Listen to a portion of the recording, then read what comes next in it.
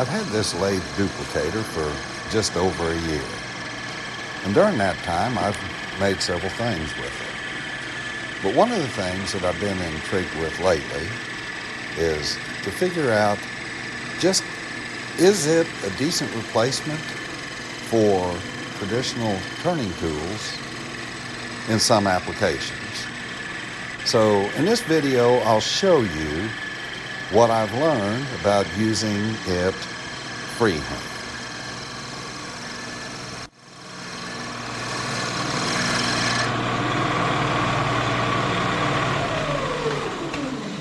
Okay, well that covers rounding.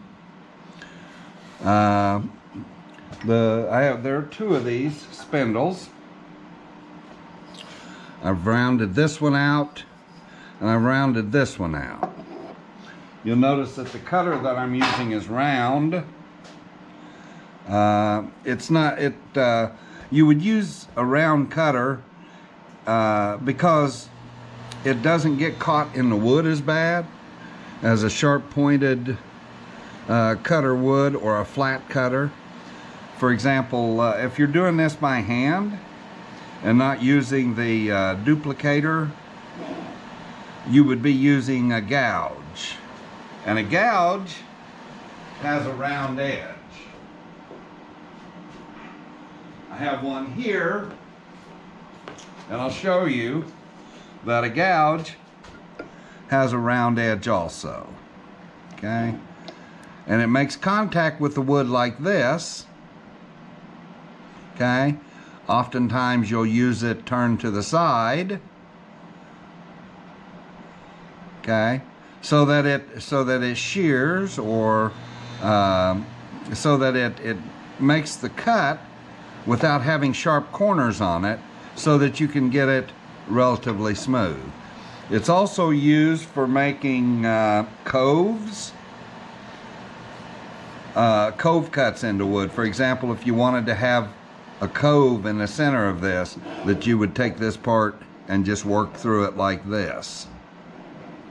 Okay? But at any rate, it's what I chose to use whenever I'm just doing rounding. Now, to get it smooth, you change over to a flat cutter. If you want to form an intricate detail, you'll use a pointed cutter. But the next thing that we have to do is we have to put a 7/8 tenon on one end and a 1/2 inch tenon on the other end. And then we're going to taper it up from 1/2 inch to 7/8. So I've shown freehand routing with this Shopsmith Lathe Duplicator on a few other videos. And while I'm changing this cutter out, I'll go ahead and throw up a couple of short clips showing that and some other applications. Hang with me. I'm going to go ahead and change this cutter out. If you think about it, the way this cutter is mounted is kind of maybe halfway between what you would find on traditional turning tools and the way that a cutter works on a metal lathe. The cutter is relatively stationary. However, it's manipulated or moved by hand. So it's kind of a cross between a hand and a mechanical lathe.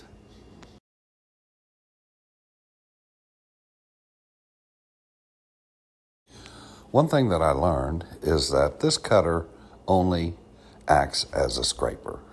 It does not do shearing cuts. If you have a wood that has grain that must be sheared, it isn't going to work. I recently did a project where I used some Douglas fir, and Douglas fir does not like to be scraped. It wants to be sheared across the grain. So there are some woods where it just is not going to work. There are other examples. Some wild grains will chip out badly if they're scraped. And I'll probably learn even more as I go along. But for now, I've found that to be the case. So this tenon on this end is 7/8 of an inch, and on this end is a 1/2 inch. So what I'm going to do is I'm going to taper it from a 1/2 to 7/8. Put back on the round cutter, and I'm going to use it to get it roughed out. Then I'll switch back over to a straight edge cutter or a flat edge cutter and make it nice and smooth, so the transition is even from the large end down to the small end.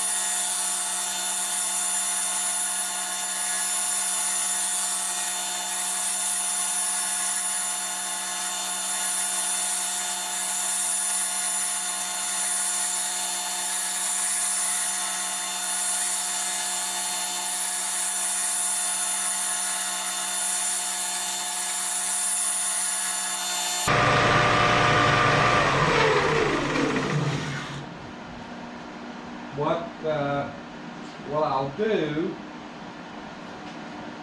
is I want this taper to be even from one end to the other. So as you see, I've got a dip right in this area here. This is about, let's call it right at 1/8 of an inch, and this is a little over 1/8 of an inch. So I'm going to take some more off of this top up here, and now I'm going to try to get it so that it's pretty straight, and then I'll bring it in like this as I go. That's why I took more off of this end to start with, so I could start to get it into a straight line, and take finer cuts as I start to get it down to where it's the taper is about ready to blend.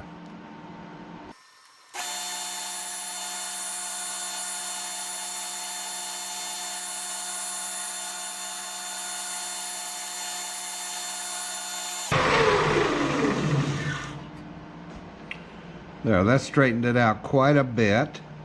So I'm ready to change over to the flat cutter now that I've hogged it out, and get it smoothed down.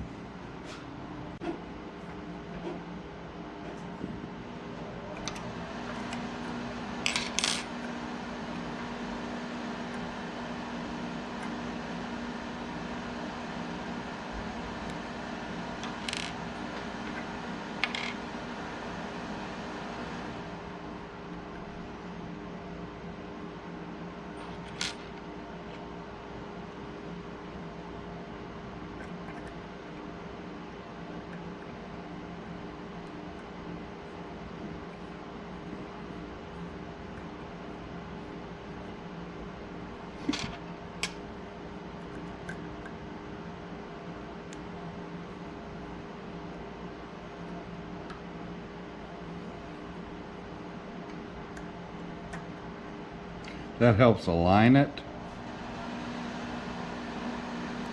It's not, because I'm not duplicating, it doesn't have to be exactly straight, but this has two knobs on it here that you hold, and I really want to have them perpendicular to the cutter.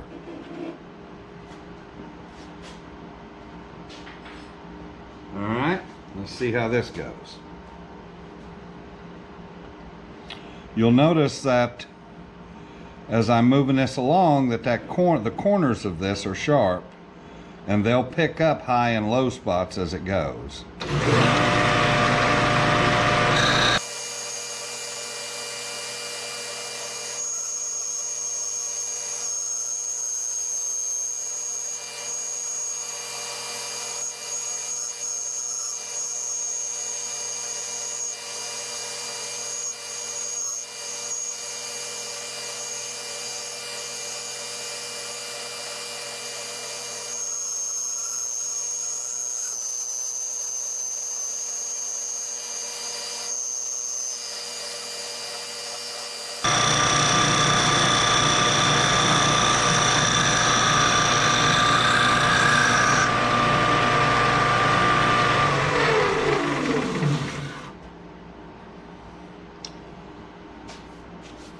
Another thing, see if I can find it, there's another trick to doing this. I have a sanding block here that I made, and the surface of it is perfectly flat. If I turn this on and put this block on there, it's going to show me the high and low spots.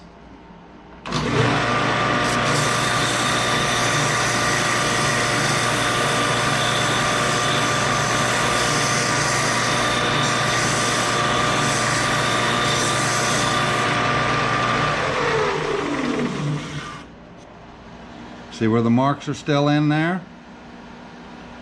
That's the low spots. Where it's smooth, that's the high ones. So, you need to bring this edge down. This edge here is still a little thicker than this edge here, so I need to come right in about here and take some off.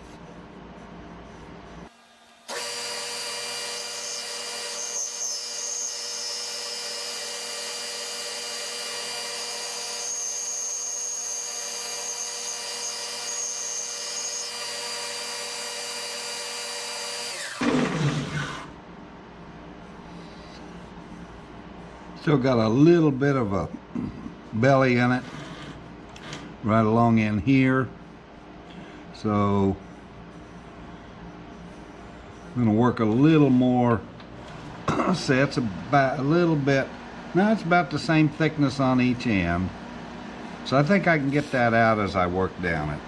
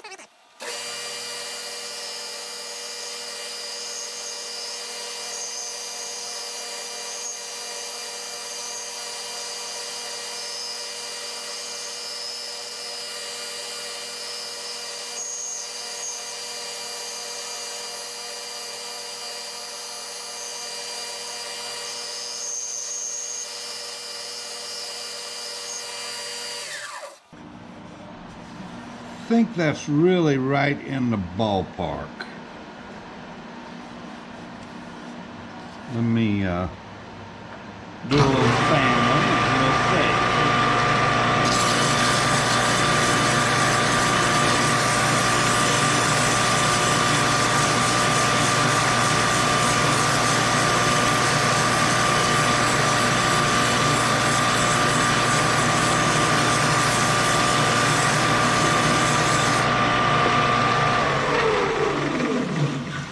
Okay, by the time I sand the marks out, that'll be pretty dead burn close. Got a little bit of a ridge on there, but that won't hurt me any.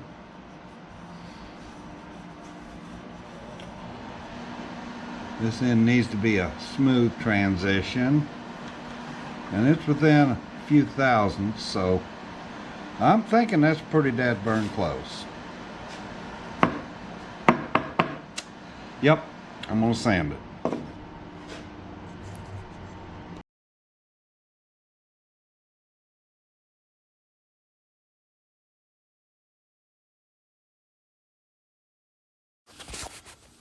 So at this point, I needed to make a second one. And I had the choice of either setting up the duplicator with the pattern part at the top, or going ahead and turning it by hand. I chose to make it by hand just to see how close I can make them match. This time lapse shows you the steps I went through to get that made.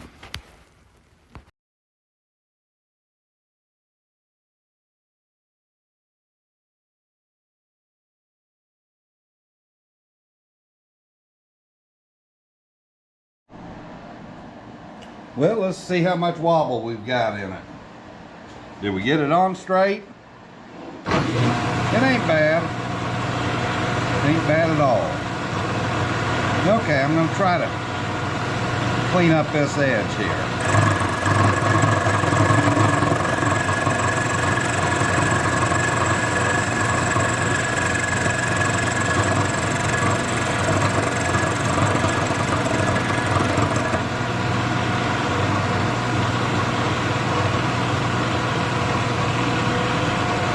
Speed her up a little bit.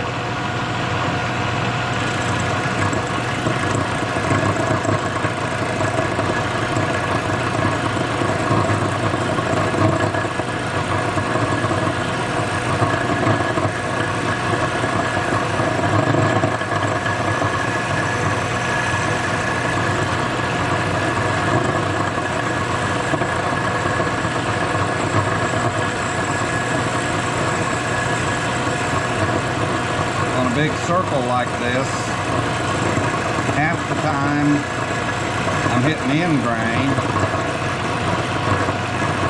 the rest of the time I'm hitting cross grain.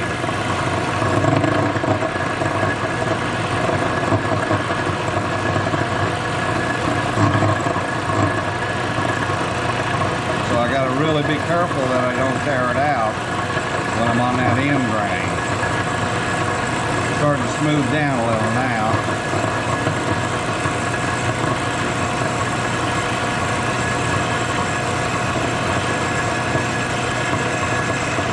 See how close we came to being in the middle of it.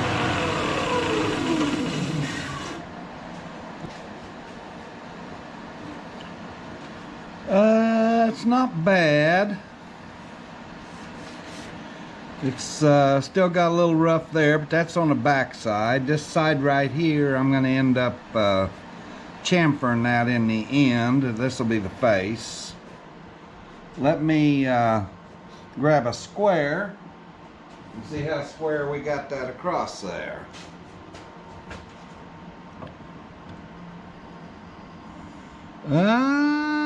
Looks to be pretty flat. Pretty flat. It has to mate to another part, so I really want it to be flat across there. So, especially down in this area, this is where it'll mount right down here. But let me just take a little bit more of a cut, not much, a little bit more of a cut, see if I can clean it up just a touch more.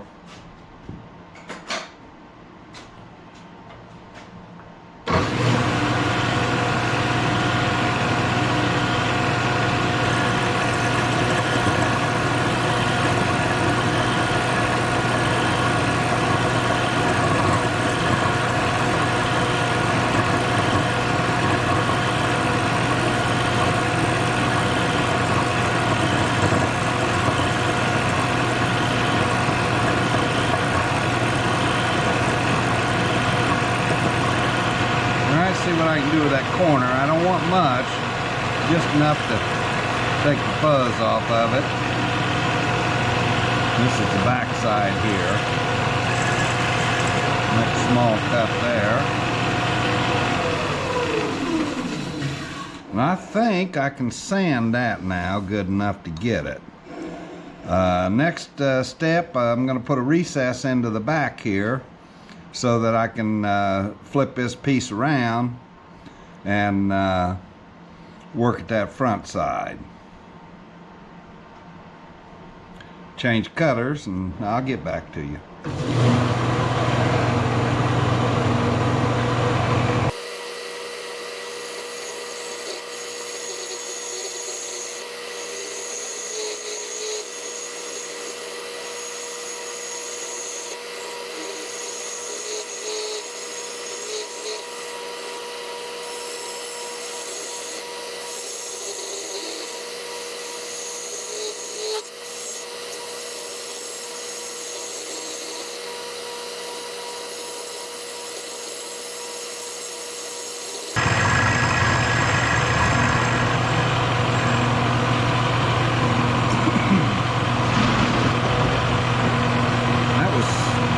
Falling off the roof. I've got to be careful right in here.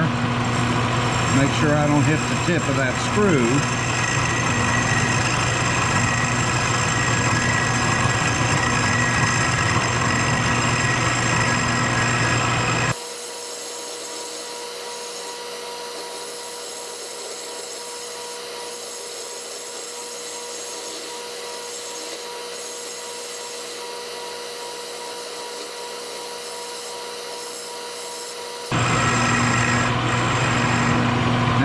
Check my depth.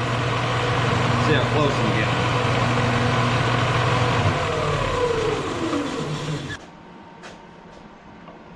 Yeah, it's still not fitting in there flush. I gotta go deeper.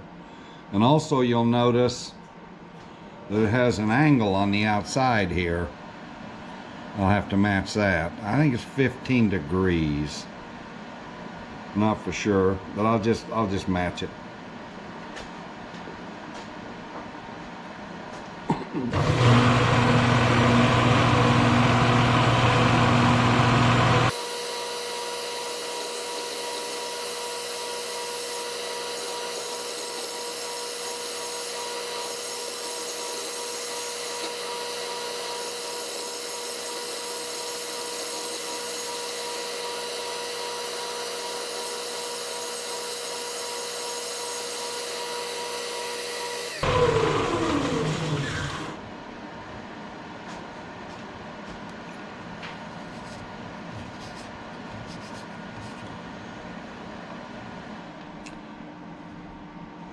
Alright, that's just about deep enough. I want to go just a little deeper and clean that up, get my angle in it, and then we'll be set.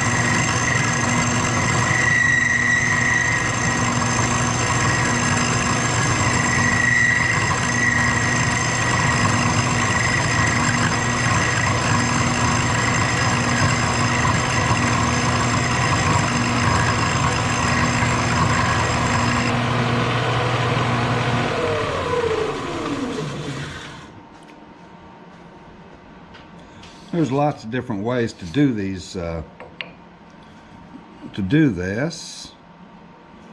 That, it's not too far, just a little more. I'll clean that up. Then we should be able to flip that around and work on the front side.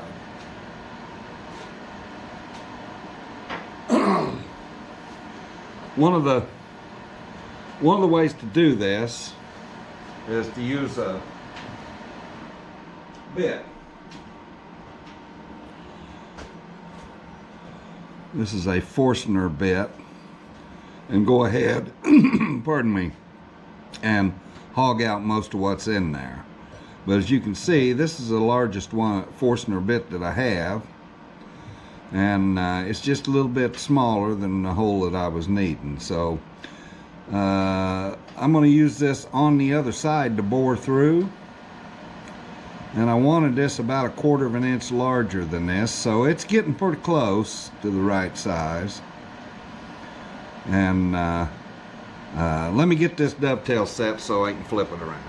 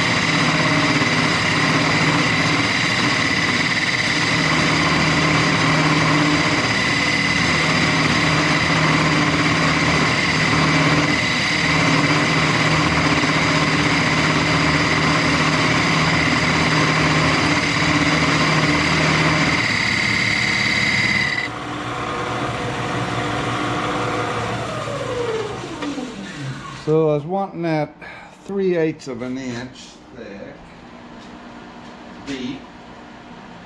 See what we got.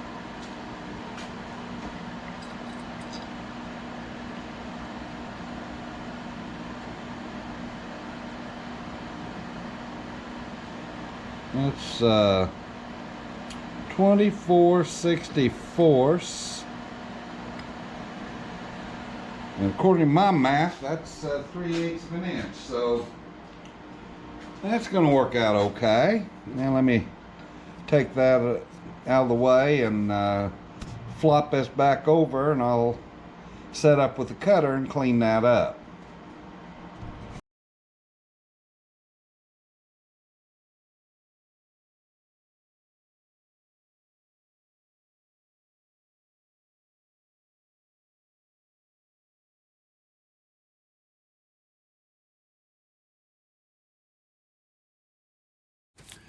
I don't have the exact perfect tools, chisels, hand chisels, to do these end cuts, but I make do.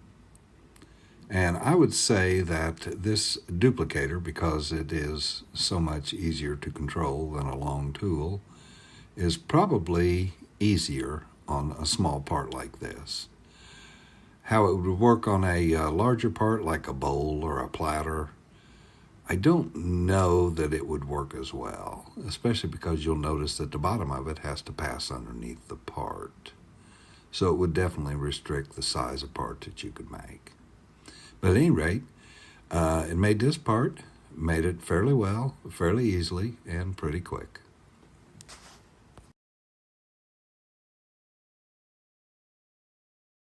I was hoping to show the versatility and perhaps some of the limitations of using this lathe duplicator cutter without using the follower or a pattern. I hope it made sense.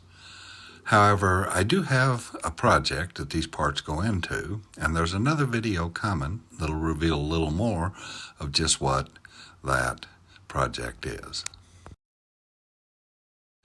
I do appreciate you watching, and you have nothing less than a wonderful day.